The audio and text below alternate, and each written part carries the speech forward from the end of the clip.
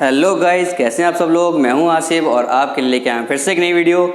इस वीडियो में हम डिस्कस करने वाले हैं 1833 का चार्टर अधिनियम। ठीक है, हम लोगों ने पहले और भी अधिनियम हम लोगों ने डिस्कस किए थे। ठीक है, 1773 का रेगुलेटिंग एक्ट किया था, 1781 का एक्ट ऑफ सेटलमेंट किया था डिस्कस, 1784 का हमने पिट्स इंडिया एक्ट डिस्कस किया था और आज लेक्चर में कवर करने वाले हैं हम लोग 1833 का चार्टर अधिनियम। ठीक है, तो इसमें हम लोग डिस्कस करने वाले हैं कि ये चार्टर अधिनियम जो है वो कंपनी के शासनकाल के दौरान ब्रिटिश सरकार ने चार्टर नियम पारित किया था अपनी संसद के अंदर और लागू हुआ था भारत में कंपनी के ऊपर। ठीक है, तो इसमें दिया क्या रखा है ये हम लोग जानते हैं। ब्रिटिश भारत में केंद्रीकरण की दिशा में यह एक निर्णायक अधिनियम था। इसका मतलब ये कि इस अधिनियम के आने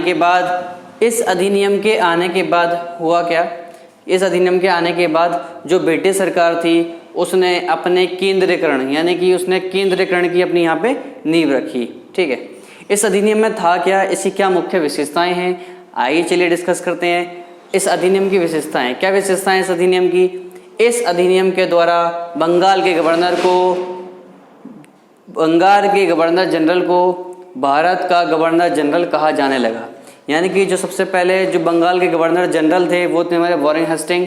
अब इस नियम के आने के बाद क्या हुआ कि बंगाल के जो गवर्नर थे, बंगाल के गवर्नर जनरल जो थे उनको भारत का गवर्नर जनरल कहा जाने लगा। ठीक है, जिसको सभी नागरिक एवं सैन्य जो शक्तियाँ थीं वो प्राप्त हुई थी। ठीक है, जिसका ब्रिटिश भारत के क्षेत्र पर पूरा नियंत्रण था। आपको पता होगा कि जो हमारा ब्रिटिश भारत है उसके अंदर क्या हुआ था कि जो कंपनी ने जिन क्षेत्र पर कब्जा कर लिया था, ठीक है, युद्ध जीतने के बाद वहाँ पर क्या हुआ था, कंपनी का शासन था। अब इस चार्टर के आने के बाद हुआ क्या कि इस चार्टर के आने के बाद जो बंगाल के गवर्नर जनरल थे, ठीक है, बंगाल के गवर्नर जनरल थे जिसको हमने इससे पहले 1784 के पिट्स इंडिया एक्ट के अंदर डिस्कस किया था। यहाँ पर डिस्कस करने वाले हैं कि जो बंगाल के गवर्नर जनरल थे उनको अब इस चार्टर अधिनियम के द्वारा पूरे भारत का गवर्नर जनरल बना दिया गया। ठीक है, और उसके हाथ में वो सारी शक्तियां दे दी गई, नागरिक शक्तियां दे दी गई, सैन्य शक्तियां दे दी गई।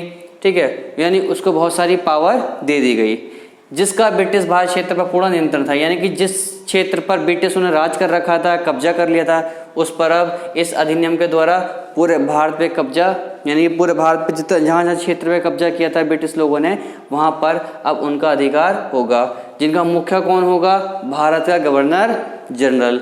अब भारत के प्रथम गवर्नर जनरल 1833 चार्टर अधिनियम के तहत कौन बने थे? ये बने थे हमारे लॉर्ड विलियम बेंटिक हमारे जो 1833 का चार्टर अधिनियम आया था, इसके द्वारा सबसे प्रथम बनने वाले भारत के गवर्नर जनरल। ठीक है, बंगाल के गवर्नर जनरल नहीं, बंगाल के गवर्नर जनरल तो वॉरेन हेस्टिंग थे, लेकिन यहाँ पर किसकी बात हो रही है कि भारत के प्रथम गवर्नर जनरल कौन थे? तो यहाँ पर है लॉर्ड विलियम बेंटिक, भारत के सबसे प्रथम गवर्नर जनरल यही थे। ठीक है, बात आती है भारत के गवर्नर जनरल को पूरे ब्रिटिश भारत में विधायिका के असीमित अधिकार प्रदान किए गए। यानी इस नियम के द्वारा क्या किया गया, ये जो हमारे लॉर्ड विलियम बेंटिक जो कि प्रथम गवर्नर जनरल थे भारत के, इनको विधायिका की असीमित शक्तियां प्रदान कर दी गई, यानी कि ये अपने अनुसार कानून बना सकते थे। ठीक है, तो ये इनके हाथ में बहुत कुछ आ गया। वहीं क्या हुआ, मद्रास और बम्बई जो दूसरी और तीसरी प्रेसिडेंसी थी, वहाँ के जो गवर्नर थे उनसे ये शक्तियाँ ले ली गई। पहले उनके पास ये शक्तियाँ थी, उनके पास असीमित अधिकार थे विधायिका के, लेकिन इस नियम के आने के बाद क्या हुआ, उनके अधिकार ले लिए गए। और सारे अधिकार किसको दे दिए गए?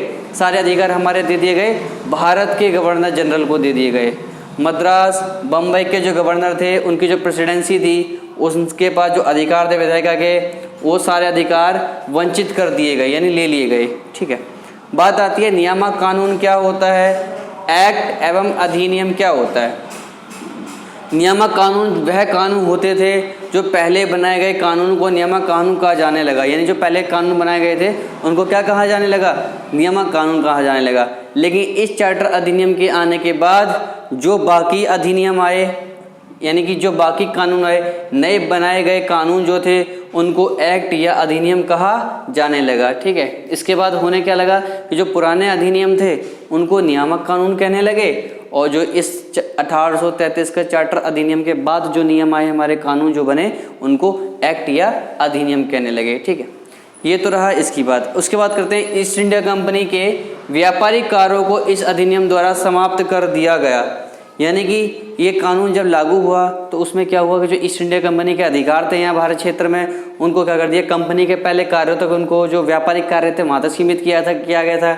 अब क्या हुआ है कि इस चार्टर नियम के द्वारा वो जो अधिकार थे कंपनी के व्यापार करने के, उनको भी यहाँ से छीन लिया गया, यानी कि ले लिया गया। ठीक है, अब यहाँ पर क्या किया गया, अब कंपनी को एक प्रशासनिक अधिकार के क्षेत्र में बदल दिया गया, यानी कि जो व्यापारिक कार्य के जो अधिकार थे वो भी यहाँ पर उनके अब समाप्त कर दिए गए। ठीक है, ईस्ट इंडिया कंपनी के व्यापारिक कार्य को इस अधिनियम द्वारा समाप्त कर दिया गया और कंपनी के प्रशासनिक के अधिकार क्षेत्र को ब्रिटिश राजशाही और उसके उत्तराधिकारियों के हाथों में सौंप दिया गया। इसका मतलब ब्रिटिश जो थे उन्होंने क्या किया, ब्रिटिश सरकार ने इस अधिनियम के द्वारा जो ईस्ट इंडिया कंपनी थी जो व्यापार कर रही थी भारत के अंदर, उससे ये अधिकार ले लिए कि वो भारत के अंदर व्यापार कर सके। ठीक है, उसको यहाँ से बिल्कुल ख़त्म कर दिया उन्होंने, और यहाँ पर जो उनकी कंपनी के रूप में एक जो प्रशासनिक अधिकार क्षेत्र था उसको अपने हाथ में ब्रिटिश राजशाही हुकूमत ने ले लिया और उनके उत्तराधिकारी जो थे उनके हाथों में सौंप दिया। ठीक है, यानी कंपनी से उन्होंने क्या कर लिया, सारा पावर ले ली। पहले व्यापार करने की पावर थी, फिर उनकी राजशाही यानी राजसभा की पावर थी। तो 1784 के पिट्स इंडिया एक्ट के तहत सबसे पहले वो पावर ले ली गई थी। ठीक है, 2 पार्ट में बांट दिया गया था। ठीक है, प्रशासनिक कार्य अलग होने लगे थे और जो हमारे व्यापारिक कार्य थे ईस्ट इंडिया कंपनी के वो अलग होने लगे थे। अब क्या हुआ कि जो व्यापारिक कार्य थे ईस्ट इंडिया कंपनी के वो भी पूरे समाप्त कर दिए गए। कौन से नियम के द्वारा? 1833 का चार्टर अधिनियम के द्वारा। ठीक है, ये इसकी विशेषताएं हैं। और बाकी सारी हुकूमत जो थी कंपनी की वो किसके हाथ में सौंप दी गई? जो ब्रिटिश राजशाही थी यानी ब्रिटिश सरकार थी और उसके जो उत्तराधिकारी थे उनके हाथों में सौंप दिया गया। इसके बाद बात करते हैं कि इस अधिनियम के द्वारा और क्या हुआ। इस अधिनियम के द्वारा हुआ क्या कि सिविल सेवकों की भर्ती के लिए खुली आयोजन प्रक्रिया या प्रतियोगिता वो शुरू हो गई। इसका मतलब इस अधिनियम के द्वारा क्या किया जाने लगा, भारत के जो लोग हुआ करते थे उनको पद देने लगे। ठीक है, उनको पद या कार्यालय या रोजगार यानी इस प्रकार से उनको जो भर्ती की गई लोगों की, ठीक है, सिविल सेवा के लिए भर्ती की गई। ठीक है, ये एक आयोजन बनाया गया इस नियम के तहत कि यहाँ पे क्या होगा कि जो भारत के लोग हुआ करते थे पढ़े लिखे उनको पद दिया जाएगा। ठीक है, और उनको जो है रोजगार दिया जाएगा और उनको जो है वो कार्यालय के अंदर भर्ती दी जाएगी।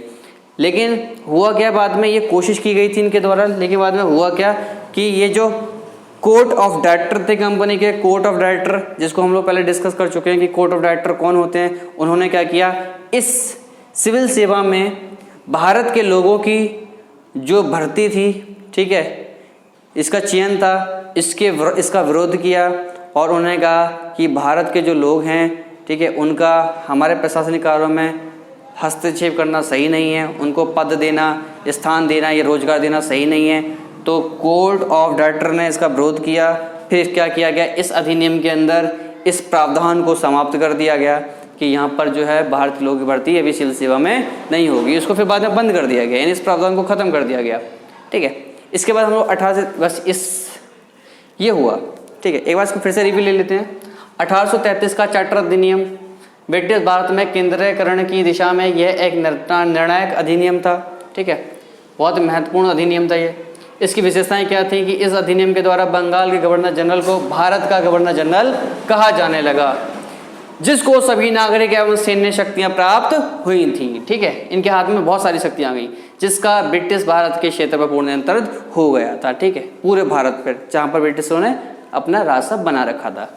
फिर भारत के प्रथम गवर्नर जनरल जो थे वो हमारे कौन बने, लॉर्ड विलियम बेंटिक। ये हमारे भारत के गवर्नर जनरल बने थे सबसे पहले। इसके बाद आती है भारत के गवर्नर जनरल को पूरे ब्रिटिश भारत में विधायिका के असीमित अधिकार प्रदान किए गए, यानी विधायिका के जो असीमित अधिकार होते हैं, कानून बनाने तक की जो पावर होती है वो इस गवर्नर जनरल को दे दी गई कि वो अपनी मर्जी से कानून बना सकता है। ठीक है, और इसके साथ क्या हुआ, जो बाकी प्रेसिडेंसी थी हमारी, मद्रास की प्रेसिडेंसी थी, ठीक है, बम्बई की प्रेसिडेंसी थी, इनको क्या किया गया, इनके जो गवर्नर थे उनके पास विधायिका संबंधी अधिकार, उनसे इनको वंचित कर दिया गया, यानी इनको वो अधिकार नहीं दिए गए।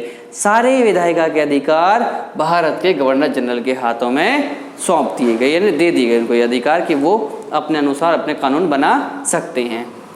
इसके बाद बात आती है नियामक कानून क्या होता है, एक्ट एवं अधिनियम क्या होता है। नियामक कानून वह कानून बनते जो पहले बनाए गए कानून थे उनको नियामक कानून कहा जाने लगा। कब से कहा जाने लगा, इस चार्टर अधिनियम के द्वारा, 1833 का चार्टर अधिनियम, ठीक है। और क्या कहा जाने लगा कि अब से जो कानून बनेंगे, यानी कि अब से जो नियम बनाए जाएंगे या कानून बनाए जाएंगे उनको अब से क्या कहा जाने लगेगा, एक्ट या अधिनियम कहा जाने लगेगा। ऐसा इस कानून के आने के बाद कहा जाने लगा, ठीक है। अब क्या कहते हैं, ईस्ट इंडिया कंपनी के व्यापारिक कार्य को इस अधिनियम द्वारा समाप्त कर दिया गया, यानी कि जो ईस्ट इंडिया कंपनी अब तक भारत के अंदर व्यापार का कार्य कर रही थी, इसके हाथ में से व्यापार था, उसको भी यहाँ से समाप्त कर दिया गया। और कंपनी के सारे जो कार्य थे, प्रशासनिक जितने अधिकार थे, वो ब्रिटिश राजशाही ने अपने हाथों में ले लिए और उसके उत्तराधिकारियों ने भी अपने हाथों में उसको ले लिया। यानी कि अब क्या हुआ कि अब ये प्रशासनिक कार्य जो होंगे, ये जो ब्रिटिश अधिकारी होंगे उनके हाथों में होंगे, ठीक है, जो विश्वास वाले लोग होंगे उनके हाथों में। और सिविल सेवा में भर्ती के लिए खुली प्रतियोगिता का आयोजन शुरू करने का प्रयास किया गया, किंतु हुआ क्या, वहां पर जहां भारतीयों को कंपनी में किसी भी पद या कार्यालय रोजगार में वंचित नहीं रखा जाएगा, ऐसा इन्होंने कहा। परंतु हुआ क्या कि कोर्ट ऑफ डायरेक्टर जो कंपनी के थे उनके विरोध के बाद इस प्रावधान को समाप्त कर दिया गया, यानी कि समाप्त कर दिया इस प्रोग्राम को, यानी ये जो प्रावधान उन्होंने बनाया था इस अधिनियम के अंदर, इसको समाप्त कर दिया गया, ठीक है। फिर उसके बाद सिविल सेवा की भर्ती नहीं हुई, ठीक है। इस लेक्चर में आज के लिए इतना ही। अगर आपको वीडियो पसंद आई हो, आपको पता है क्या करना है, लाइक करना है, सब्सक्राइब करना है, शेयर करना है, कमेंट करना है, ताकि आने वाली वीडियो का नोटिफिकेशन आप तक आ जाए। इस वीडियो में मैंने आपको इतना बहुत कुछ समझाया है, ठीक है। हम लोगों ने भारत की राज्य व्यवस्था, पॉलिटिक्स को कवर किया है। हम लोग अभी तक ऐतिहासिक पृष्ठभूमि यानी संवैधानिक ढांचा की ऐतिहासिक पृष्ठभूमि यानी कि हम लोग हिस्टोरिकल फ्रेमवर्क के बारे में पढ़ रहे हैं, ठीक है। और मैं हूं आसिफ और आप देख रहे हैं अपना प्यारा चैनल टॉपर विव एजुकेशन। अगर हमारे चैनल को आप सब्सक्राइब करेंगे तो हम आपको मोटिवेट करते रहेंगे, आप हमको मोटिवेट करिए, हमारे साथ बने रहिए चैनल पे, हम आपको पूरा सपोर्ट करेंगे। जो भी आपको कोई भी क्वेरी चाहिए आप कमेंट बॉक्स में कमेंट कर सकते हैं, मैं आपको पूरी कोशिश करूँगा कि आपके कमेंट का जवाब देने के लिए, ठीक है। अगर आपको वीडियो पसंद आई तो आपको पता है क्या करना है, ठीक है। आज के लिए इस वीडियो में इतना ही, फिर मिलते हैं नई वीडियो में। Okay, bye bye, tata, see you.